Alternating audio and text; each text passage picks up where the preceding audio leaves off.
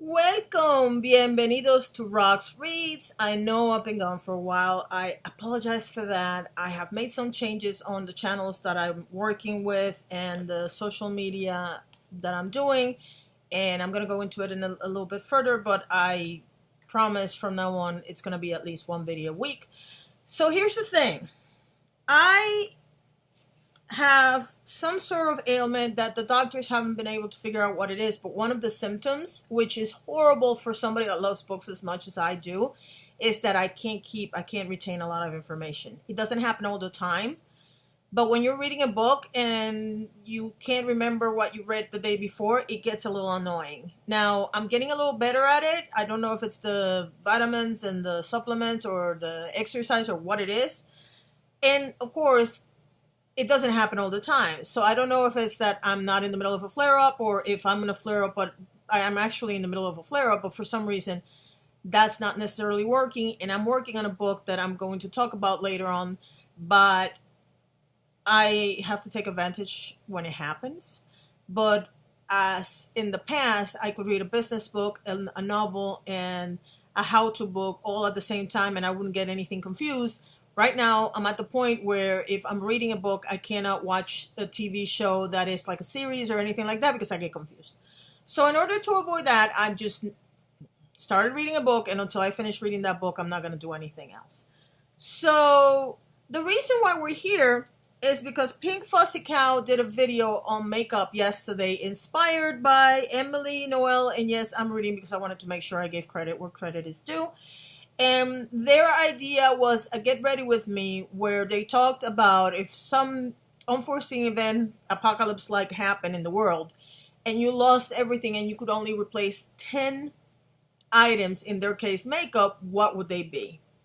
So then I decided to adapt that to books. If the world came to an end and you can only replace 10 books, what would those 10 books be? As I went through my house trying to find the copies of the books, because I wanted to make sure that I had 10 books to show you, I realized that I'm going to have to do a series on 10 books in each particular segment that I like. Because, for example, I'm bilingual, so there's books in English and in Spanish here. And some of the writers, I could pick any of their books, and I would be fine with any of them. Or all of them just would be one list of 10 books. And in that category, I can give you Gabriel Garcia Marquez, Luis Sepúlveda, Carlos Ruiz Zafón. Oh my God, she's right behind me and I can't remember her. Isabel Allende. There's a ton of writers, Esmeralda Santiago, that have written more than one book, and their books alone would take half of the list or the whole list, depending on who you ask me about. So I'm probably going to have one for the Spanish channel because everything in Spanish is going to go to a different channel. I would have one list for that alone. One list for Puerto Rican writers because I'm Puerto Rican. One list for self-help books. One list for cookbooks. So, it's going to become a thing. I'm not going to do it all the time, but I am going to film a couple of those. The thing is, I need to make sure that I have all my books where I can see them, because to make this list, I had to go all over the house, and I'm missing one book, but that was the bonus book, so I'll talk about it, and I'm not going to be able to show it to you, but it was driving me crazy. The other thing is that because I decided to put them on a stack based not on size, but on when I read them and why they're on this list, I am a little OCD, and it's driving me crazy because the thing goes like this, and I keep holding it because I don't want it to fall. So I'm going to start telling you all about the books, the 10 books that I picked, and hopefully it inspires you to think about what 10 books would you like to have if that was all you could have. Now, the first book is El Principito, and as you can tell, this is a very old copy of The Little Prince. This is the Spanish version. It's the first book I ever read cover to cover because, as you can tell, it's really tiny. It wasn't the first book I ever read, but it was the first book that I ever read that it stayed in my head for months and months and years and years. And in fact, if I could raise this, I don't know if I can raise this enough. Yeah. If you look right there, I have a brand new version of a pop-up right next to The Nightmare Before Christmas, which is one of my favorite movies, which might be another category I might be able to add later on.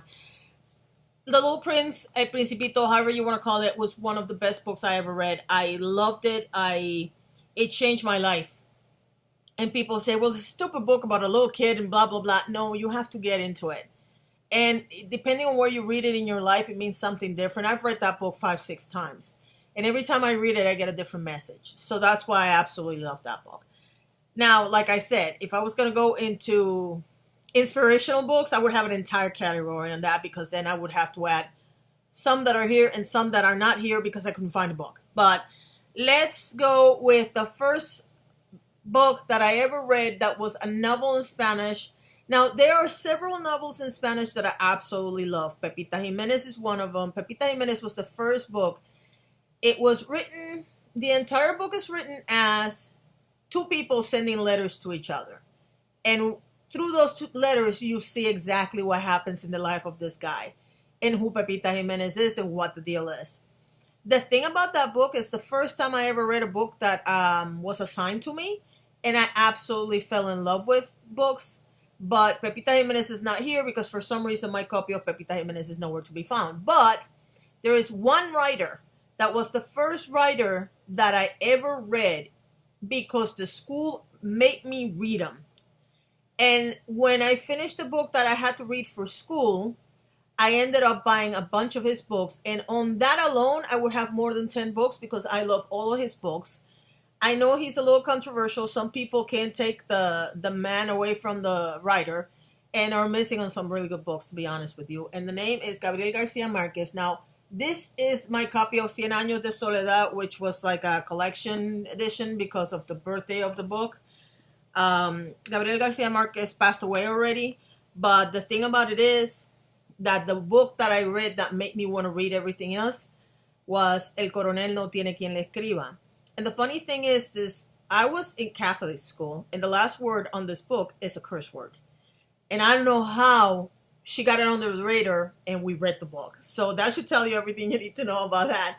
But it was the first time that I read something, and it was so interesting to me that I decided to read another book, which was, I had to read later in school as well, which is Crónica de una muerte anunciada, which translates to Chronicles of an announced murder. I don't know how the version in English is called. But then, in the summertime, I decided to pick this one, which is Cien Años de Soledad, which is my favorite of all his books. And the funny thing is that I figured it's a big book. It'll take me the entire summer to read it. It took me 3 days. And then I spent the rest of the summer getting the rest of his books because I was bored. So that should tell you everything you need to know. Now, the first book that I ever read in English that had the same effect that Gabriel Garcia Marquez had on me was by a very unknown writer called Ernest Hemingway, and it is For Whom the Bell Tolls. And this is the one they made me read in school. I absolutely love this book. I understand that some of these are classics, whatever, but I love this book because even though it's supposed to be some sort of classic, it talks about stuff that was happening to him in that particular point in era. And if you have ever done any research on Ernest Hemingway, you would know that he went through some of the stuff. He saw this stuff firsthand. So it's really interesting because his knowledge of certain things is very appealing. And funny enough, Ernest Hemingway has the same reputation in some circles as Gabriel Garcia Marquez. They both had a friend in common, and some people didn't like that friend. The friend is Cuban. I'm not going to get into it. And so, yeah, some people don't like him because of that. And they're missing on really great books because of it. The Old Man and the Sea is fantastic. So, now, my first real foray into self-help books came when I was, so I was in college. At 18, I went to college. And at 21, I got married. And I moved from Puerto Rico to the States. That was the first time I ever moved. Now, in the middle of studying in the University of Maryland, and by the way, I didn't finish in Puerto Rico, I didn't finish in Maryland, we moved to Virginia. And before I went to college in Virginia, I went to a little place called Commonwealth College, which I don't know whatever happened to that little college. It was a for-profit college, and it was in, what's the name of the town? Oh my God, Norfolk, Virginia. And it was a really cute town, and I had a professor. that ended up giving me 3 or 4 classes and later on becoming my boss in an art supplies store, Mr. Bennett, and he made us read a book called Think and Grow Rich by Napoleon Hill. And the funny thing is that when I read this book for school, it did not register at all. I read it, I found it interesting, but it was like, whatever. Then years and years later, I saw The Secret, and some people thought that The Secret was inspired by this book. But not only that, but one of the people in The Secret, Bob Proctor, this is his favorite book. And so I went ahead and I read it again. And when I read it the second time, I was like, oh my God. And then I've read it 2 or 3 more times, but I couldn't find my copy because it's destroyed and I don't know where I put it. And oh crap, this is too funny. Ironically, I bought a new copy recently that I was working on, and I just found it right now. Anyway, that was my first foray into Napoleon Hill. He's written other books. That led me to Dale Carnegie and other big thinkers. And these books are interesting for 2 reasons. Number one, they give you the mentality of people that are rich so that you stop thinking that all rich people want to abuse you or whatever. And number 2, it gives you an insight into what was happening at the times, because I learned all about JP Morgan and the whole thing with the trains and the banks and the whatever's from reading Napoleon Hill and Dale Carnegie. So yeah, they're interesting in that sense as well. Now, first time I ever saw this lady, once I finished in Commonwealth College, I went to study a year in Old Dominion University. And in my English class, I had this very young white girl. I can't remember her name to save my life, but she made me read this book. Maya Angelou, I Know Why the Caged Bird Sings. This is the first time I ever read a book and I cried my eyeballs out. This is a beautifully written book. I don't have to tell you how good Maya Angelou is as a writer. But because this is a little autobiographical in a sense, it has a lot more meaning when you realize this stuff really happened to somebody. It's not just that somebody's writing a story about a kid. This actually happened to somebody. And some of the stuff that happened to her was unbelievable. Plus, the whole idea of why the caged bird sings, the analogy, oh my God. I can't without giving it away, so I'm not. But that was what happened. Now, I left ODU, and if you're wondering why I kept breaking into different colleges and didn't finish, it's because I got married to a man that served the U.S. Navy. And so the first time was my stupidity because I should have waited until I finished college to marry him. But I didn't. There was a lot of reasons why I didn't. I'm not going to get into that now. But we moved to Maryland. And then after Maryland, we moved to Virginia. And you could say, well, you can drive. No, because I was living in Maryland, and then I moved to the end of Virginia. If you look at College Park, Maryland, which is where I went to the University of Maryland, and ODU, which is in Norfolk, you'll realize it's a 4-hour drive. So no, I couldn't do it. And believe me, I actually spent a semester trying. It didn't go well. So after all that college hopping in the United States, I went back to Puerto Rico. I said, screw this. I'm going to go back to Puerto Rico, live with my parents for a year, and graduate from college. I got into the Universidad del Sagrado Corazón, and one of my teachers made me read a book that when I read the title, I was like, oh my God. But then I saw the cover of the book, and I kind of sort of knew that this was something totally different. And the name of the book is Un Viejo que Leía Novelas de Amor by Luis Sepúlveda.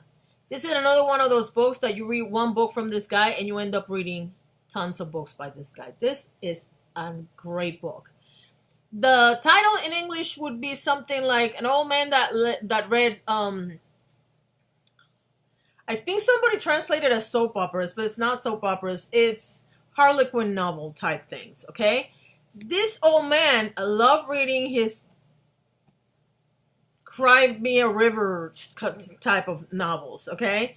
Harlequin novels, love stories, that type of thing. And there's a reason why there are all these animals. It's because he lived in a jungle in a particular country. And certain circumstances happen. And I'm not going to get into the details, but in the Spanish version of this channel, I am going to read this book just so I can talk about it. Because this book is, not only is it funny, it's well, it's funny to me because I like sarcastic humor, but it's amazing. The way Luis Sepulveda explains things is, oh my God, I can't. And the least important thing about this book is the fact that the old man read these kind of stories. That's all I can tell you about this book. I don't want to ruin it for you. If you find the English version, read it. I don't know how good the English version is because if I can read a book in the language it was written, I'm going to read it in that language. So, no. But anyway, I was in college. When I was in college and I read this book, I was about 27, 29, somewhere around there. And my kid was like 5, 6 years old after I graduated from that college. And I saw this, I can't tell you if it was 20 minutes or 60 or what. They had a segment on this writer I had never heard of. And these books that I had never heard of. But kids love these books. And they waited for hours to buy these books. And I had no clue what they were talking about. But I did notice one thing. The one theme that came over and over and over again was the fact this ladies kept talking about how they got their kids interested in books because of these novels. And I wanted my kid to fall in love with books just like I love books. And yeah, I read her Clifford the Big Red Dog, and I read, of course, Dr. Seuss. And that's not on this list, but it should be a bonus as well because green eggs and ham, that's all I have to say. But there was this story about this lady that I don't know, and I decided I'm going to buy the first 2 books for Christmas and read them to her one chapter at a time for at nighttime when she goes to sleep. I used to read books to her, and it was Harry Potter and the Sorcerer's Stone. This is the first book from J.K. Rowling. This is an old copy, obviously, if you can see by the cover. It's a really old copy. Ironically, from the original books that we bought, we have all the jackets except for, I think it's my favorite, which was 3 or 4, because my daughter got into the habit of taking the jacket covers off so she could read the book and then put them back on. And for some reason, we could never find that jacket cover again. But yes, it did the trick. I think I did another video talking about this, but basically my daughter we started reading one chapter, and we both got so interested in the story that we would say one more and one more. And next thing you know, she was supposed to go to bed at 9. She would stay up till 10. And then by the 3rd book, I realized that she was reading the book before me. And she was cheating. So then when she would tell me, oh no, we stopped here, I had no idea what was going on. So I got lost in that book because what she was doing is she was reading when I wasn't looking, and then when I started reading to her again, and then by the 4th book, she read it and I read it. The 5th book, the 6th book, and the 7th book, we went and actually waited in line and did the whole thing at midnight. And the game was to see who read it faster. She would read them overnight, and I would read them the next overnight. And then my husband would take a week to read them. So it was a family thing. And then the movies were a family thing. So after that, I bought a book. I shouldn't say I read a book. I bought a book because a ton of people recommended it to me. And ironically, I read this book a long time after. But you know what they say, when the student is ready, the teacher will appear. And the book is Pablo Coelho's El Alquimista. Now, there are several books that are inspirational that I could make an entire session just on those. This book is something different. I love this story. I don't even know how to tell you why I love this story. It goes, first of all, Pablo Coelho has a habit of telling you a story. And while telling you the story, he's giving you all these great pearls of wisdom. And if you just read it as a story, it's okay. It's a good story. But if you read it and you actually take it in,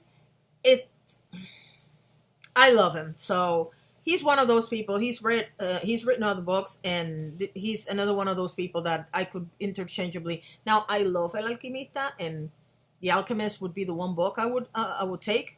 But if there was no Alchemist available, I could make do with 11 Minutes or Veronica Decides to Die. Those are amazing. So now, you guys know I love business books, and I decided I could only pick one for this list. And oh my God, it's already 19 minutes. And the book I picked was Gary Vaynerchuk's Crush It. And the reason why I picked this book is, number one, you can read it in one day. Number two, every time I read it, I get something different. I've read this book 5 times. Number three, I own all 5 of Gary Vaynerchuk's published books, and I always come back to this one. I'm not a big fan of The Thank You Economy. I know that's his favorite book. I don't care that much for it. I don't want to say the names wrong, but I'm in the middle of reading Crushing It, and I had to stop because of what I told you. And that's, it so happens that's when I realized I was having issues with memory in terms of reading books. And so I started doing this thing where I read a chapter and I write whatever I can, and then I move on to the next chapter. But somebody told me to buy this book that I'm not going to get into, and trying to read both of them at the same time was a disaster. So I decided I'm going to finish the one I'm reading, and then I'm going to finish Crushing It, and then I'm going to make videos about it and whatnot. But Gary Vaynerchuk has a YouTube channel. He is absolutely fantastic. He's just very inspirational, but he also gives you concrete advice on what to do. And that's why I love it. Now, the last book on this particular list, and I'm not talking about the bonus, I'm talking about the last of the 10 books, because I'm looking and I have 10 books, is a book I have not finished, but I absolutely would take this book with me. And as Tyler Johnson Was Here by J. Coles. And the reason why I picked this one out of all the books that I'm started to read lately, and this book is a super hard read for me. It's almost as hard as, oh my God, The Mockingbird, To Kill a Mockingbird book. For the same reason. What people don't understand is because they look at me and they see that I'm a little fair-skinned, and they don't understand that I've been dealing with racism for the last 30 years because not only do I have an accent, but I speak Spanish whenever I can and whenever I want, because I don't see why, if I'm talking to the person next to me, you have to know what I'm talking about. So the same people, some people speak in Pic Latin or talk in hushed tones or whatever. I don't see why people have a problem with somebody that's not talking to you, talking in a different language. I've never had that problem, probably because I'm in my own business. But because of that, I've experienced racism. But not only that, I'm a woman, so I've experienced sexism as well. And I tend to look like a tomboy, which brings in another type of stereotype that I'm not going to get into right now. But the reality is that reading this book, and I've gotten fairly involved in this book is written beautifully. Okay? I believe this is J. Cole's first big book. And I don't know why, because the man can write. He's a sweetheart. If you follow him on Twitter, he's a sweetheart. Absolutely fantastic. But not only that, it's such a real, it gives you everything you need to know. He's not painting these kids as perfect saints. They're teenagers. They do some things right. They do some things wrong. They're scared. They don't do anything that deserves for them to get killed, let's be honest. But they are confronted with the reality of living where they live and how they live that makes this so compelling and so amazing. And so I definitely want to finish this book as soon as I finish the other 2. And I can't say enough good things about this book. So now I have these 10 books here. The number 11 book, which would be the bonus, would be for you guys. I believe it's called Jonathan Livingston Seagull, Juan Salvador Gaviota in Spanish. I own that book. I have several copies of that book, in fact, and for some reason I can't find any of them. I don't know if it's because I have all my stuff. I'm still unpacking stuff after like months of moving, because we have a bunch of stuff in storage, and I'm basically going really slow because what I want to do is I want to be able to take all the stuff from storage and figure out if I'm going to sell it, if I'm going to keep it, if I'm going to throw it away or whatever. And that's taking a lot longer than just emptying boxes. So that's probably why I can't find the book. But Jonathan Livingston Seagull is a beautiful book. If you like that kind of inspirational thing, it's an absolutely must read, and it's a classic. So those are my 10 books and a bonus. Now, if again, this was thanks to Pink Fuzzy Cow and Emily Noel for coming up with this idea. I think this idea is lovely. I don't do book tags. I never understood book tags because I'm an idiot.